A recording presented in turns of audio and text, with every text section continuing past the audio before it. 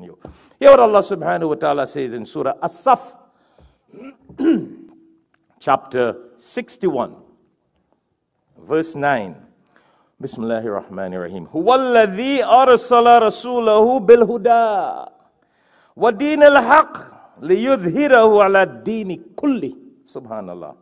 Wallahu karihal mushrikun. Allah says that He sent Muhammad sallallahu alaihi wasallam with what? This message. Walladhi arsala rasulahu bil huda wa dinil haqq. This is the guidance, the Quran. The din al-haq, the true faith, the true way of life, the best way of life for human beings in this world.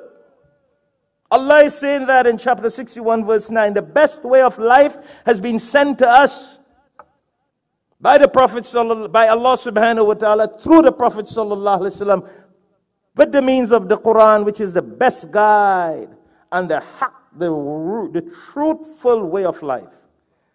Look at this, لِيُظْهِرَهُ عَلَى دِينِ kulli. And this Islamic way of life is the way of life that will supersede any other way of life. لِيُظْهِرَهُ عَلَى دِينِ kulli. Some people interpret this, which is literally the right meaning, that Islam will supersede all other religion. Isn't it happening right now? Largest population of practical religious followers are Muslims. Verse. Islam has already superseded all other religion in the world by its practical,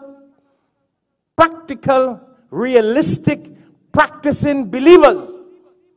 There are a lot of people of the Christian faith who say we are Christians, but they are not practicing Christians. There are a lot of Muslims who don't practice. But most of the times when a Muslim says, I'm a Muslim, he's a Muslim.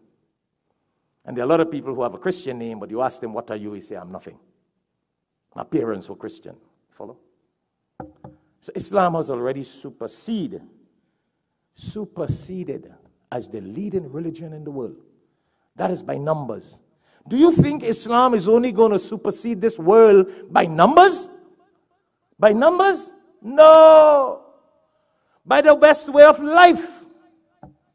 That's why when we are told things on the media, whether it's Fox or CNN, we need to verify with the Quran and Sunnah. I don't care which doctor says it, which politician says it, which scientist says it, because the greatest doctor, the greatest politician, the greatest scientist was the Prophet sallallahu alaihi wasallam.